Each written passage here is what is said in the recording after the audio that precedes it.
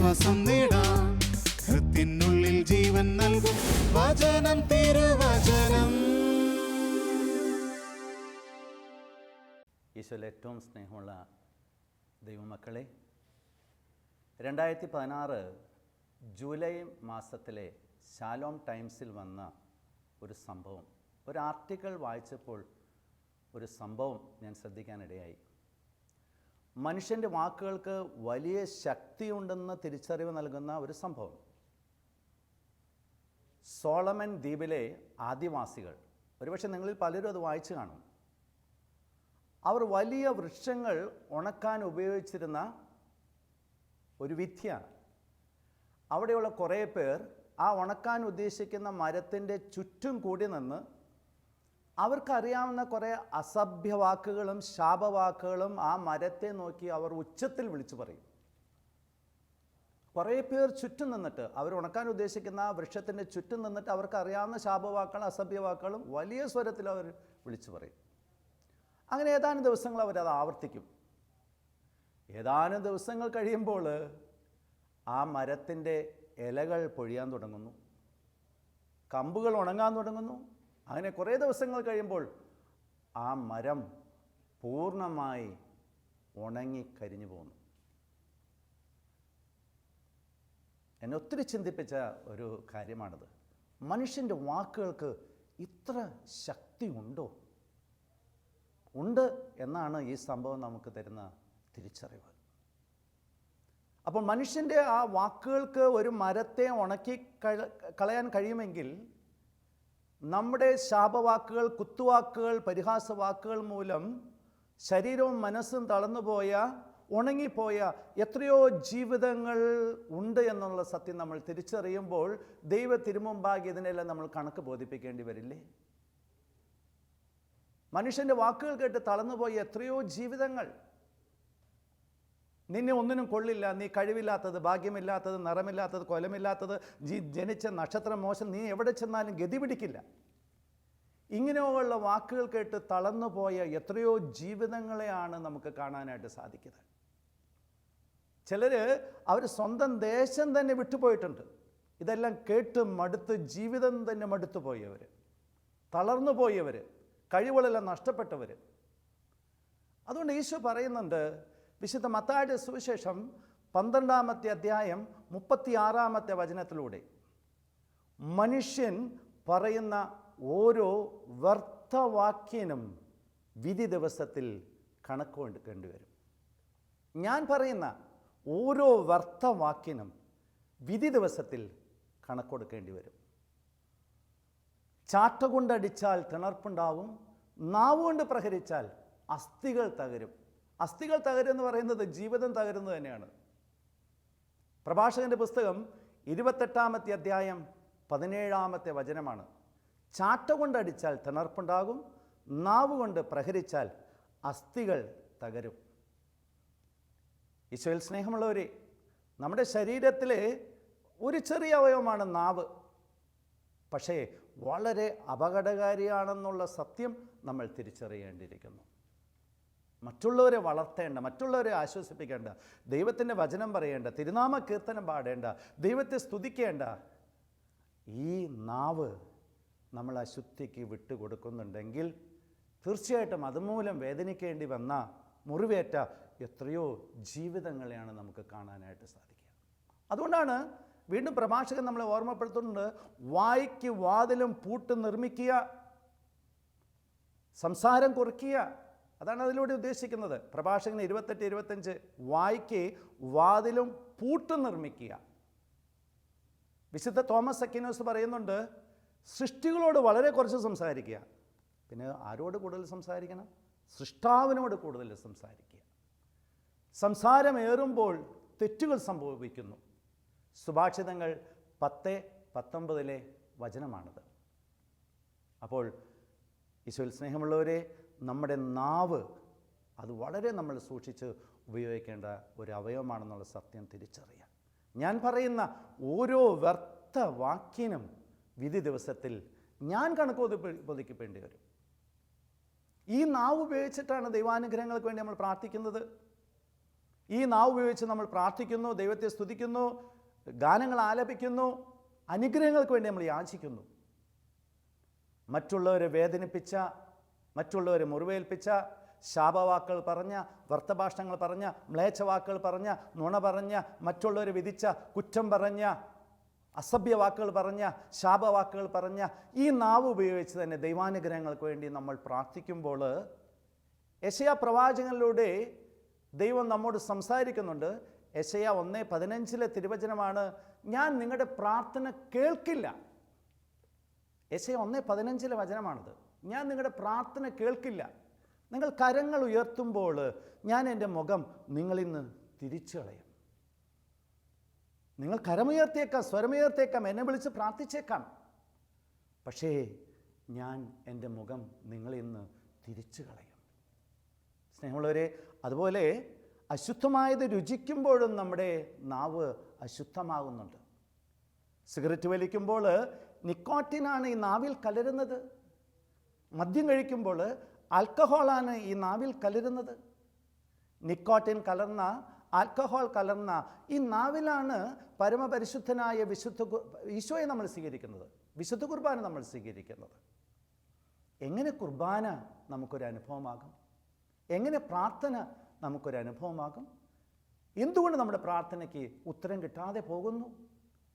ദൈവത്തിൻ്റെ അനുഗ്രഹങ്ങൾ വിപുലമാണെന്നാണ് സങ്കീർത്തനൻ പറയുന്നത്. സങ്കീർത്തനം 31:19 തിരുവചനമാണത്. കർത്താവിൻ്റെ അനുഗ്രഹങ്ങൾ വിപുലമാണ്. തൻ്റെ ഭക്തർക്ക് വേണ്ടി അവ ഒരുക്കി വച്ചിരിക്കുന്നു. തന്നിൽ ആശ്രയിക്കുന്നവർക്ക് അത് പരസ്യമായിട്ട് വിതരണം ചെയ്യുന്ന കർത്താവ്. നിരവധിയായ അനുഗ്രഹങ്ങൾ നമ്മളെ കാത്തിരിക്കുന്നുണ്ട്. 8000-ഓളം വാഗ്ദാനങ്ങളാണ് ഈ സമ്പൂർണ്ണ ബൈബിളിലുള്ളത്. പക്ഷേ ഇന്ന് പ്രാർത്ഥിച്ചു മടുത്തുപോയവർ, പ്രാർത്ഥനയ്ക്ക് ഉത്തരം കിട്ടാതെയാകുമ്പോൾ ദൈവത്തോട് പരാതി പറയുന്നവർ, പിറുവിറുക്കുന്നവർ, ദൈവത്തോട് മറുതലിക്കുന്നവർ, പ്രാർത്ഥന ഉപേക്ഷിച്ചു പോയവർ, എന്തുകൊണ്ട് നമ്മുടെ പ്രാർത്ഥനയ്ക്ക് ഉത്തരം കിട്ടുന്നില്ല? യെശയ്യാ 1:15 കർത്താവ് പറഞ്ഞു, നിങ്ങളുടെ പ്രാർത്ഥന ഞാൻ കേൾക്കില്ല. ദൈവത്തെ സ്തുതിക്കേണ്ട, തിരുനാമ കീർത്തനം പാടേണ്ട, മറ്റുള്ളവരെ ആശ്വസിപ്പിക്കേണ്ട, മറ്റുള്ളവർക്ക് സാന്ത്വനം നൽകേണ്ട, മറ്റുള്ളവരെ വളർത്തേണ്ട നമ്മുടെ നാവ്. ദൈവത്തിൻ്റെ വചനം നമ്മളെ വളർത്തുന്ന വചനമാണത്. ഞാൻ ഒരു നാളും നിന്നെ തള്ളിക്കളയല്ല, ഉപേക്ഷിക്കുകയില്ല. നീ എനിക്ക് വിലപ്പെട്ടവനാണ്, പ്രിയങ്കരനാണ്, അമൂല്യനാണ്. നിൻ്റെ പേര് ഞാൻ എൻ്റെ ഉള്ളം കയ്യിൽ രേഖപ്പെടുത്തിയിരിക്കുന്നു. പെറ്റമ്മ മറന്നാലും ഞാൻ നിന്നെ മറക്കില്ല. നീ എൻ്റേതാണ്, യു ആർ മൈൻ. ഇതാണ് ദൈവം നമ്മെ നോക്കി പറയുന്ന വാക്കുകൾ. എന്നാൽ സാത്താൻ ചിലരോട് സംസാരിക്കുമ്പോൾ അവരുടെ വാക്കുകളാണ്, നിന്നെ ഒന്നിനും കൊള്ളില്ല, കഴിവില്ലാത്തത്, ഭാഗ്യമില്ലാത്തത്, നീ ഗതി പിടിക്കില്ല. 2 വാക്കുകളും തിരിച്ചറിയുക. അതുകൊണ്ടാണ് സുഭാഷിതങ്ങൾ പുസ്തകത്തിൽ നമ്മൾ വായിക്കുന്നുണ്ട്, ജീവൻ പുലർത്താനും ജീവൻ നശിപ്പിക്കുവാനും വാക്കുകൾക്ക് സാധിക്കുന്നു, നാവിനത് സാധിക്കും. നാവിൻ്റെ ദുരുപയോഗത്തെ വളരെ ഗൗരവമായിട്ട് ദൈവം കാണുന്നുണ്ട്. യാക്കോബ് ശ്ലീഹയുടെ ലേഖനം 3-ാമത്തെ അധ്യായം 6-ാമത്തെ വചനം, നമ്മുടെ നാവ് നമ്മുടെ ശരീരം മുഴുവനെയും മലിനമാക്കുന്നു. നമ്മുടെ അവയവങ്ങളിലൊന്നായ നാവ് ശരീരം മുഴുവനെയും മലിനമാക്കുന്നു. അതിനെ വ്യക്തിപരമാക്കി മാറ്റുമ്പോൾ നമുക്കിങ്ങനെ പറയാൻ സാധിക്കും, നമ്മുടെ അവയവങ്ങളിൽ ഒന്നായ നാവ് നമ്മുടെ ജീവിതം മുഴുവനെയും മലിനമാക്കുന്നു. നാവുകൾ വളരെ ശ്രദ്ധിച്ച് നമ്മൾ ഉപയോഗിക്കേണ്ടിയിരിക്കുന്നു. തിരുനാമ കീർത്തനം പാടുവാനുള്ള ഈ നാവ്, നമ്മൾ പാടാറുണ്ട് ആ പാട്ട്, തിരുനാമ കീർത്തനം പാടുവാനല്ലെങ്കിൽ നാവെനിക്കെന്തിനു നാഥാ. കണ്ടോ, തിരുനാമ കീർത്തനങ്ങൾ പാടുവാനാണ് ദൈവം നമുക്ക് ഈ നാവ് നൽകിയിട്ടുള്ളത്. ദൈവം പറഞ്ഞല്ലോ, സത്വചനങ്ങൾ പറഞ്ഞാൽ നീ എൻ്റെ നാവ് പോലെയാവും. ഇന്ന് അഴുകാത്ത നാവിൻ്റെ ഉടമയാണ് വിശുദ്ധ അന്തോണീസ്. വിശുദ്ധ ബോവഞ്ചർ ഈ അഴുകാത്ത നാവ് കണ്ടപ്പോൾ, വിശുദ്ധ അന്തോണീസിൻ്റെ അഴുകാത്ത നാവ് കണ്ടപ്പോൾ വിശുദ്ധ ബോവഞ്ചർ പറഞ്ഞ വാക്കുണ്ട്, ഓ ഭാഗ്യപൂർണമാം നാവേ, നീ എത്ര സ്തുതിഗീതങ്ങൾ പാടി. ഓ ഭാഗ്യപൂർണമാം നാവേ, നീ ദൈവത്തെ എത്രമാത്രം വാഴ്ത്തിയെന്ന്. അപ്പോൾ സത്വചനങ്ങൾ പറഞ്ഞാൽ നമ്മുടെ നാവ് ദൈവത്തെ പോലെ ആകും. ഇതിനൊരു മറുവശമുണ്ട്, സത്വചനങ്ങൾ നമ്മൾ പറയുന്നില്ലെങ്കിൽ നമ്മൾ പിശാചിനെ പോലെ ആകും. മനുഷ്യൻ പറയുന്ന ഓരോ വ്യർത്ഥവാക്കിനും നമ്മൾ വിധി ദിവസത്തിൽ കണക്ക് കൊടുക്കേണ്ടി വരും. മനുഷ്യൻ്റെ വാക്കുകൾക്ക് വലിയ ശക്തിയുണ്ട്. ഈശോയിൽ സ്നേഹമുള്ളവരെ, പുതിയ നിയമത്തിലേക്ക് നമ്മൾ വരുമ്പോൾ ദൈവത്തിന് പകരം സംസാരിക്കേണ്ടവരാണ് നമ്മൾ ഓരോരുത്തരും. ദൈവത്തിൻ്റെ പരിശുദ്ധാത്മാവിനെ സ്വീകരിച്ചവരാണ് നമ്മൾ ഓരോരുത്തരും. നിങ്ങളിലൂടെ നിങ്ങളുടെ പിതാവിൻ്റെ ആത്മാവ് സംസാരിക്കും. വിശുദ്ധ മത്തായിയുടെ സുവിശേഷം 10-ാമത്തെ അധ്യായം 20-ാമത്തെ വചനമാണ്. നിങ്ങളിലൂടെ നിങ്ങളുടെ പിതാവിൻ്റെ ആത്മാവ് സംസാരിക്കും.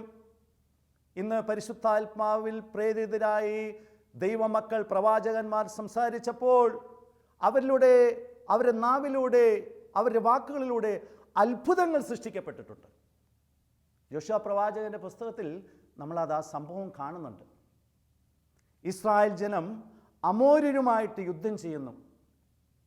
അന്ന് സൂര്യൻ അസ്തമിക്കാതെ ഒരു ദിവസം മുഴുവൻ അവിടെ നിൽക്കണം. ജോഷുവ സൂര്യനെ നോക്കി കൽപ്പിക്കുന്നുണ്ട്, സൂര്യ നീ ഗബയോനിൽ നിൽക്കുക. അപ്പോൾ ഈ ശത്രു സൈന്യത്തെ പരാജയപ്പെടുത്തണമെങ്കിൽ സൂര്യൻ ഒരു ദിവസം മുഴുവൻ അസ്തമിക്കാതെ അങ്ങനെ തന്നെ നിലനിൽക്കണം. അങ്ങനെ നിൽക്കണം. സൂര്യനെ നോക്കി ജോഷുവ കൽപ്പിക്കുകയാണ്, സൂര്യ നീ ഗബയോനിൽ നിൽക്കുക. ചന്ദ്രനെ നോക്കി കൽപ്പിച്ചു, ചന്ദ്ര നീ അയ്യലോൺ താഴ്വരയിൽ നിൽക്കുക. സൂര്യൻ ഒരു ദിവസം നിശ്ചലമായി നിന്നു, ചന്ദ്രന് നിന്നു.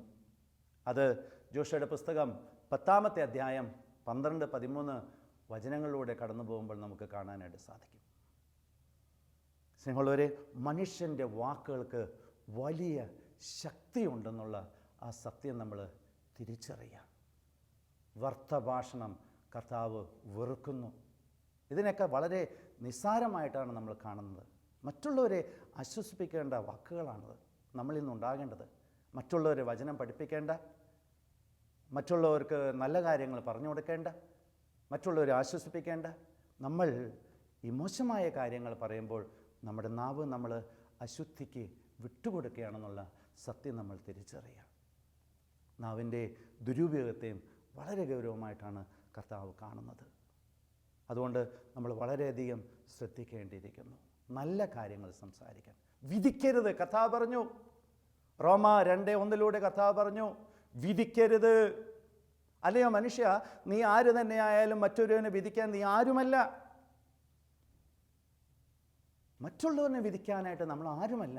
ഈശോ ലോകത്തിലേക്ക് വന്നത് ആരെയും വിധിക്കാനല്ല, എല്ലാവരെയും രക്ഷിക്കാൻ വന്നതാണ്. ഈശോയുടെ ശിഷ്യന്മാരായ നമ്മളും ശ്രദ്ധിക്കേണ്ടിയിരിക്കുന്നു, നമ്മളും ആരെയും വിധിക്കരുത്. വിധിക്കുന്ന നീയും അതേ കുറ്റങ്ങൾ ചെയ്യുന്നു. മത്തായിയുടെ സുവിശേഷം 7:1 വചനമാണത്. അതേ കുറ്റങ്ങൾ നമ്മൾ ചെയ്യുന്നു. ഒരിക്കൽ ഞാൻ ഓർക്കുന്നു, ഒരു വൈദികൻ പറഞ്ഞ സംഭവമാണ്. ഒരു സർക്കാർ ഉദ്യോഗസ്ഥൻ അച്ഛൻ്റെ അടുക്കൽ വന്ന് ഒരു പരാതി പറഞ്ഞു, അച്ഛാ, എൻ്റെ ഓഫീസിലുള്ള എല്ലാവരും കൈക്കൂലി വാങ്ങുമ്പോൾ ഞാൻ അവിടെ ഒറ്റപ്പെട്ടു പോവാണ്. എന്നെ കരിങ്കാലി എന്ന് മുദ്രകുത്തുന്നു. അപ്പോൾ ആ ഓഫീസ് മാറണം, അതാണ് ഞാൻ ആഗ്രഹിക്കുന്നത്. അതിനുവേണ്ടി അച്ഛനൊന്ന് പ്രാർത്ഥിക്കാൻ പറഞ്ഞു. അച്ഛൻ സ്നേഹത്തോടെ ആ മകനോട് പറഞ്ഞു, സഹോദര, നിങ്ങളിപ്പോൾ ആ സ്ഥലം മാറിപ്പോകണ്ട. നിങ്ങളൊരു ക്രിസ്ത്യാനിയാണ്. നിങ്ങളവിടെ ഈശോയ്ക്ക് സാക്ഷ്യം വഹിക്കുക. ആരൊക്കെ കൈക്കൂലി വാങ്ങിച്ചോട്ടെ, നിങ്ങൾ ശ്രദ്ധിക്കേണ്ട, അവർക്ക് വേണ്ടി നിങ്ങൾ പ്രാർത്ഥിക്കുക. നിങ്ങൾ കൈക്കൂലി വാങ്ങാതിരിക്കാൻ ശ്രദ്ധിക്കുക. അച്ഛൻ പറഞ്ഞത് ഇങ്ങനെയാണ്. ഒരാഴ്ച കഴിഞ്ഞപ്പോൾ ഇതാ ഒരു വാർത്ത പേപ്പറിൽ വന്നു, ഇദ്ദേഹം കൈക്കൂലി കേസിൽ പിടിക്കപ്പെട്ടു വന്നു. വിധിക്കരുത്, വളരെ ശ്രദ്ധിക്കണം. വിധിക്കുന്ന നീയും അതേ കുറ്റങ്ങൾ ചെയ്യുന്നു. അതുപോലെ നുണ പറച്ചിൽ എത്ര നിസ്സാരമായിട്ടാണ് നമ്മൾ കാണുന്നത്. ജ്ഞാനത്തിൻ്റെ പുസ്തകം 1-ാമത്തെ അധ്യായം 11-ാമത്തെ വചനം, നുണ പറയുന്ന നാവ് ആത്മാവിനെ നശിപ്പിക്കുന്നു. നുണ പറയാത്തവരാരാണ്? അങ്ങനെയൊക്കെ നമ്മൾ പറയാറുണ്ട്. അങ്ങനെയാണ് നമ്മൾ പാപത്തെ നിസ്സാരവൽക്കരിക്കുന്നത്, ലാഘവത്തോടെ കാണുന്നത്. നുണ പറച്ചിലും വലിയ ഗൗരവമുള്ളതാണെന്നുള്ള സത്യം നമ്മൾ തിരിച്ചറിയുക. അതുപോലെ പരദൂഷണം, ഏഷണി, ഇതിൻ്റെ പേരിൽ ദേശാന്തരങ്ങളിലേക്ക് കുടിയേറി പാർത്തവർ, നാടും വീടും എല്ലാം ഉപേക്ഷിച്ച് പോയവർ. ഞാൻ ഓർക്കുന്നു ഒരു സംഭവം. ഷൊർണൂരിലായിരിക്കുമ്പോൾ അനേകം വർഷങ്ങൾ ഞാൻ ഷൊർണൂരുണ്ടായിരുന്നു. രാവിലത്തെ കുർബാന കഴിഞ്ഞ് വികാരിയച്ഛനും ഞാനും ആ ദേവാലയം മുറ്റത്ത് നിന്ന് സംസാരിച്ചുകൊണ്ടിരിക്കുമ്പോൾ ഒരു വിജാതീയ സഹോദരി അവിടേക്ക് കടന്നു വന്നു. എന്നിട്ട് ഒരു കുർബാനയ്ക്കുള്ള പണം, അന്ന് 30 രൂപയാണ് കുർബാനയ്ക്ക്, ആ സഹോദരി വിജാതീയ സഹോദരിയാണ്. അച്ഛന് ഈ പൈസ കൊടുത്തിട്ട് പറഞ്ഞു, അച്ഛാ ഒരു ബലിക്ക് 30 രൂപ. അച്ഛൻ ചോദിച്ചു, ആർക്കാണെന്ന് ചോദിച്ചു. എൻ്റെ അയൽവാസിക്ക് വേണ്ടിയിട്ടാണ്. അവരാരാണെന്ന് ചോദിച്ചു. അവർ ക്രിസ്ത്യാനികളാണ് അച്ഛൻ എന്ന് പറഞ്ഞു. എന്താ നിയോഗം എന്ന് വെച്ചു അച്ഛൻ. അപ്പോൾ ഈ സഹോദരി പറഞ്ഞു, അച്ഛോ മടുത്തുപോയി അവരെ കൊണ്ട്. എന്നെക്കുറിച്ചും എൻ്റെ മകളെക്കുറിച്ചും അവർ പറഞ്ഞിട്ടുള്ള അപവാദങ്ങൾ, ഏഷണികൾ, എൻ്റെ മോളിൽ എത്രയോ നല്ല വിവാഹങ്ങളാണ് അവർ മുടക്കിക്കളഞ്ഞത്. അവർ വിറ്റുപോണം അച്ചോ, അവർ നശിച്ചു പോകണം. അതിനു വേണ്ടിയിട്ട് ഒരു ബലി. അച്ഛൻ സ്നേഹത്തോടെ ആ പണം തിരിച്ചു നൽകിയിട്ട് പറഞ്ഞു, സഹോദരി, ഈ സഭയിൽ, കത്തോലിക്ക സഭയിൽ അങ്ങനെ ഒരു ബലിയില്ല, ഒരു സംഹാര ബലിയില്ല. ഇത് സ്നേഹത്തിൻ്റെ കുദാശയാണത്. അപ്പോൾ മനസ്സിലാക്കുക, നമ്മൾ ക്രൈസ്തവരെക്കുറിച്ചുള്ള മറ്റുള്ളവരെ അഭിപ്രായങ്ങൾ, അവർ വിറ്റുപോകണം അവിടുന്ന്, അല്ലെങ്കിൽ അവർ നശിച്ചു പോകണം എന്നാണ് ഈ അക്രൈസ്തവ സഹോദരി ആഗ്രഹിക്കുന്നത്. ഏഷണിക്കാരനും പരദൂഷകനും ശപിക്കപ്പെട്ടവർ, അനേകരുടെ ജീവിതം സ്വൈരം അവർ നഷ്ടപ്പെടുത്തിയിട്ടുണ്ടെന്ന് പ്രഭാഷകൻ്റെ പുസ്തകം 28-ാമത്തെ അധ്യായം 13-ാമത്തെ വചനത്തിലൂടെ കർത്താവ് ഓർമ്മപ്പെടുത്തി തരികയാണ്. ഏഷണിക്കാരനും പരദൂഷകനും ശപിക്കപ്പെട്ടവനാണെന്ന്. അനേകം പേരുടെ സ്വൈരം സമാധാനം നഷ്ടപ്പെടുത്തിയിട്ടുണ്ട്. നമ്മൾ പരിശോധിക്കുക, നമ്മുടെ നാവ് കൊണ്ട് ആരെല്ലാം മുറിവേൽക്കാനായിട്ട് ഇടയായിട്ടുണ്ട്, ആരുടെ മനസ്സെല്ലാം തളർന്നു പോയിട്ടുണ്ട് എങ്കിൽ അതിന് പ്രാശ്ചിത്തം ചെയ്യണം. ഈ നാവിലൂടെ അശുദ്ധി കടന്നു വന്നിട്ടുണ്ട്. നമ്മുടെ അന്തരാത്മാവിലേക്ക് അശുദ്ധി കടന്നു വരുന്ന ഒരു കവാടമാണ് നാവ്. 5 ഇന്ദ്രിയങ്ങളിൽ വളരെ പ്രധാനപ്പെട്ടതാണ് നാവ്. നാവിനെ ഇന്ദ്രിയങ്ങളുടെ റാണി എന്നാണ് വിശേഷിപ്പിച്ചിരിക്കുന്നത്. ഇന്ദ്രിയങ്ങളുടെ രാജാവ് കണ്ണുകളാണെങ്കിൽ ഇന്ദ്രിയങ്ങളുടെ റാണിയാണ് നാവ്. നാവ് നമ്മുടെ ജീവിതം മുഴുവനെയും മലിനമാക്കി കളയുന്നുണ്ടെന്നുള്ള സത്യം നമ്മൾ തിരിച്ചറിയാം. ഇനി നമ്മളതിന് പ്രാശ്ചിത്തം ചെയ്യാൻ തയ്യാറാകണം. ഈ നാവ് കൊണ്ട് ഞാൻ ധാരാളം ദൈവത്തെ സ്തുതിക്കണം, തിരുവചനം മറ്റുള്ളവർക്ക് പറഞ്ഞു കൊടുക്കണം, മറ്റുള്ളവർക്ക് വേണ്ടി ഞാൻ മധ്യസ്ഥം പ്രാർത്ഥിക്കണം. അങ്ങനെ വരുമ്പോഴാണ് ഇത് മാനസാന്തരത്തിന് യോജിച്ച ഫലങ്ങൾ പുറപ്പെടുവിക്കുന്ന മക്കളായിട്ട് നമ്മൾ മാറുന്നത്. സ്നേഹമുള്ളവരെ, നാവിൻ്റെ ദുരുപയോഗം വളരെ ശ്രദ്ധയോടെ നമ്മൾ കാണുക. നാവ് വളരെ അപകടകാരിയാണ്. ഒരു വൻ വൃക്ഷത്തെ ഉണക്കിക്കളയാൻ സാധിച്ചുവെങ്കിൽ നമുക്ക് നമ്മുടെ നാവ് കൊണ്ട് അനേകരെ നശിപ്പിക്കുവാനും അനേകരെ വളർത്താനും നമുക്ക് സാധിക്കും. അതാണ് സുഭാഷിതങ്ങൾ 18:21 വചനം, നാവിന് ജീവൻ നൽകാനും ജീവൻ നശിപ്പിക്കാനും സാധിക്കുമെന്ന് പറയുന്നത്. നാവ് നമുക്ക് ഈശോയ്ക്ക് വിട്ടുകൊടുക്കാം. നാവിൻ്റെ വിശുദ്ധീകരണത്തിന് വേണ്ടി നമുക്ക് പ്രത്യേകം പ്രാർത്ഥിക്കുകയും ചെയ്യാം. മനുഷ്യൻ്റെ വാക്കുകൾക്ക് വലിയ ശക്തിയുണ്ടെന്ന് വീണ്ടും നമുക്ക് പറഞ്ഞു തരുന്നൊരു സംഭവം പ്രഭാഷകൻ്റെ പുസ്തകം 48-ാമത്തെ അധ്യായം. അവിടെ നമ്മളൊരു പ്രവാചകനെ പരിചയപ്പെടുന്നുണ്ട്, ഏലിയ പ്രവാചകൻ. 48-ാമത്തെ അധ്യായം 1-ാമത്തെ വചനം, അവിടുന്ന് അഗ്നി പോലെ പ്രത്യക്ഷപ്പെട്ടു എന്ന് പറയുന്നത്. അഗ്നി സൂചിപ്പിക്കുന്ന പരിശുദ്ധാത്മാവിനെയാണ്. അവൻ്റെ വാക്കുകൾ പന്തം പോലെ ജ്വലിച്ചു. പ്രവാചകൻ്റെ അധരത്തിലെ വാക്കുകൾ അത് അഗ്നി പോലെയും പാറയെ തകർക്കുന്ന കൂടം പോലെയാണ്. ജെറമ്യാ പ്രവാചകൻ്റെ പുസ്തകം 23-29 നമ്മൾ വായിക്കുന്നുണ്ട്. അപ്പോൾ പരിശുദ്ധാത്മാവ് നിറഞ്ഞ ഒരു വ്യക്തിയുടെ അധരങ്ങളിൽ നിന്ന് പുറപ്പെടുന്ന വാക്കുകൾക്ക് വലിയ ശക്തിയുണ്ട്. അത്ഭുതങ്ങൾ സൃഷ്ടിക്കാനായിട്ട് സാധിക്കും. അതാണ് പറഞ്ഞു വരുന്നത്.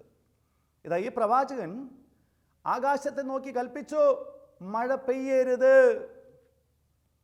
3 വർഷവും 6 മാസവും ആകാശം കൊട്ടി അടയ്ക്കപ്പെട്ടു. 3 വർഷം 6 മാസവും ആകാശം കൊട്ടി അടയ്ക്കപ്പെട്ടു. വീണ്ടും ജനങ്ങൾ കഷ്ടപ്പെടുന്നത് കണ്ടപ്പോൾ വീണ്ടും പ്രവാചകൻ കൽപ്പിക്കുകയാണ്, തുറക്കുക, മഴ പെയ്യട്ടെ. ആകാശം തുറന്നു, മഴ വർഷിക്കപ്പെട്ടു. പ്രവാചകൻ്റെ അധരത്തിലെ വാക്കുകളാണ്. ഈ ഏലിയ പ്രവാചകൻ ഒരു വ്യക്തിയെ മരണത്തിൽ നിന്ന് ഉയർപ്പിച്ചു തൻ്റെ വാക്കുകൾ കൊണ്ട്. വാക്കുകളുടെ ശക്തി നമുക്കറിയാം പ്രിയമുള്ളവരെ.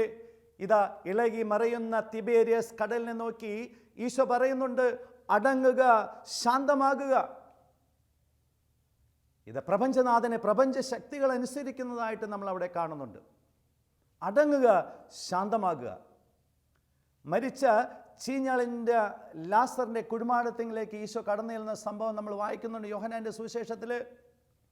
മരിച്ചിട്ട് 4 ദിവസമായി ചീഞ്ഞളിഞ്ഞു തുടങ്ങിയിരിക്കുന്ന ആ ബോഡി. അവിടെ ചെന്നിട്ട് ഈശോ കൽപ്പിക്കുകയാണ്, ലാസറേ പുറത്തു വരിക, ലാസർ കം ഔട്ട്. ആത്മാവും ജീവനുമായ വചനം, പരിശുദ്ധാത്മാവ് നിറഞ്ഞ വ്യക്തിയുടെ വചനം ആത്മാവും ജീവനുമാണ്. ജീവനില്ലാത്തതിന് ജീവൻ നൽകുന്നു, രൂപമില്ലാത്തതിന് രൂപം നൽകുന്നു, അസ്തിത്വമില്ലാത്തതിന് അസ്തിത്വം നൽകുന്നു. വാക്കുകൾക്ക് വലിയ ശക്തിയുണ്ടെന്ന് തിരിച്ചറിയാം. അതുപോലെ സിഹനോട്ടിശാലയിൽ വെച്ച് ഈശോ തൃക്കരങ്ങളിൽ അപ്പമെടുത്ത് വാഴ്ത്തി എന്നിട്ട് പറഞ്ഞു, ഇതെൻ്റെ ശരീരമാകുന്നു, ഇതെൻ്റെ ശരീരമാകുന്നു. വീണ്ടും കാസയിൽ മുന്തിരിച്ചാറെടുത്ത് വീണ്ടും വാഴ്ത്തി സ്തോത്ര പ്രാർത്ഥന ചൊല്ലി കൃതജ്ഞ സ്തോത്രം ചെയ്തിട്ട് പറഞ്ഞു, ഇതെൻ്റെ രക്തമാകുന്നു. ആ വീഞ്ഞ് ഈശോയുടെ രക്തമായി മാറുന്നു, അപ്പം ഈശോയുടെ ശരീരമായി മാറുന്നു. ജീവനില്ലാത്തതിന് ജീവൻ നൽകുന്നു, അസ്തിത്വമില്ലാത്തതിന് അസ്തിത്വം നൽകുന്നു. വാക്കുകൾക്ക് വലിയ ശക്തിയുണ്ട് എന്ന സത്യം നമ്മൾ തിരിച്ചറിയുക. അതുകൊണ്ടാണ് സങ്കീർത്തകൻ പ്രാർത്ഥിക്കുന്നുണ്ട്, കർത്താവേ എൻ്റെ നാവിന് കടിഞ്ഞാണിടണമേ, എൻ്റെ അധര കവാടത്തിന് കാവൽ ഏർപ്പെടുത്തണമേ എന്ന്. 141 സങ്കീർത്തനം 3-ാമത്തെ വചനമാണ്. എൻ്റെ നാവിന് കടിഞ്ഞാണിടണം, എൻ്റെ അധര കവാടത്തിന് കാവൽ ഏർപ്പെടുത്തണമേ എന്ന്. വീണ്ടും സങ്കീർത്തനം 19:14 നമ്മൾ വായിക്കുന്നുണ്ട്, എൻ്റെ അപേക്ഷയിലെയും വിമോചനമായ കർത്താവേ, എൻ്റെ അധരത്തിലെ വാക്കുകളും ഹൃദയത്തിലെ വിചാരങ്ങളും അങ്ങയുടെ സന്നിധിയിൽ സ്വീകാര്യമാകട്ടെ എന്ന്. അപ്പോൾ നമ്മളും ഈ വചനങ്ങളെല്ലാം ഒരു പ്രാർത്ഥനയാക്കി മാറ്റണം. നാവിനെ അതിൻ്റെ വിശുദ്ധിയിൽ കാത്തു സൂക്ഷിക്കാൻ നമുക്ക് കടമയുണ്ട്. ഇത് അശുദ്ധിക്ക് വിട്ടുകൊടുക്കരുത്. അശുദ്ധമായ കാര്യങ്ങൾ നമ്മൾ ഒരിക്കലും ഈ നാവ് കൊണ്ട് രുചിക്കരുത്. ഞാൻ ഒരിക്കൽ പരിചയപ്പെട്ട ഒരു മോൻ, 22 വയസ്സ് പ്രായമുള്ളൂ, നാവിൻ്റെ പകുതി ഭാഗം ദ്രവിച്ചു പോയിരിക്കുകയാണ്. കൂലിപ്പണി ചെയ്യുന്ന കല്ലാശ്ശേരിയാണ്. വളരെ ചെറുപ്പത്തിലെ പാൻപരാഗ് ഉപയോഗിക്കാൻ തുടങ്ങി. ജോലി ചെയ്യുമ്പോൾ നാവിൻ്റെ അടിയിൽ ഈ പാൻപരാഗ് നിക്ഷേപിക്കും. വർഷങ്ങളായിട്ടുള്ള ഉപയോഗം, പാൻപരാഗിൻ്റെ ഉപയോഗം മൂലം നാവ് പകുതി ദ്രവിച്ചു പോയിരിക്കുന്നു. ഇതിനാരാണ് കാരണക്കാരൻ? നമ്മുടെ ശരീരത്തെ നമ്മളതിൻ്റെ വിശുദ്ധിയിൽ, പ്രത്യേകിച്ച് ഇന്ദ്രിയങ്ങളെ അതിൻ്റെ വിശുദ്ധിയിൽ നമുക്ക് കാത്തു സൂക്ഷിക്കാനായിട്ട് കടമയുണ്ടെന്നുള്ള സത്യം തിരിച്ചറിയുമ്പോൾ നമുക്കൊരു നിമിഷം പ്രാർത്ഥിക്കാം. ഒരു നിമിഷം ഒന്ന് കരങ്ങൾ നമുക്കൊന്ന് കൂപ്പാം. നമ്മൾ കേട്ട വചനം, മനുഷ്യൻ പറയുന്ന ഓരോ വ്യർത്ഥവാക്യനും വിധി ദിവസത്തിൽ കണക്ക് കൊടുക്കേണ്ടി വരും. അതെ, ഞാൻ പറയുന്ന ഓരോ വ്യർത്ഥവാക്യനും വിധി ദിവസത്തിൽ ഞാൻ കണക്ക് ബോധിപ്പിക്കേണ്ടി വരും. വിധിയാളനായ ഈശോയുടെ മുമ്പിൽ ഞാൻ ഒരു ദിവസം നിൽക്കേണ്ടി വരും എന്ന സത്യം ഞാൻ തിരിച്ചറിയുമ്പോൾ സങ്കീർത്തകനോട് ചേർന്ന് നമുക്കും പ്രാർത്ഥിക്കാം. കർത്താവേ, എൻ്റെ നാവിന് കടിഞ്ഞാണിടണമേ, എൻ്റെ അധര കവാടത്തിന് കാവലേർപ്പെടുത്തണമേ. നമ്മെ ഓരോരുത്തരെയും ദൈവം അതിൻ്റെ വിശുദ്ധിയിൽ കാത്തു സൂക്ഷിക്കട്ടെ. നമ്മെ ഓരോരുത്തരും ദൈവം സമർത്ഥമായി അനുഗ്രഹിക്കട്ടെ. നിത്യം പിതാവും പുത്രനും പരിശുദ്ധാത്മാവുമായ സർവേശ്വര. ആമേൻ.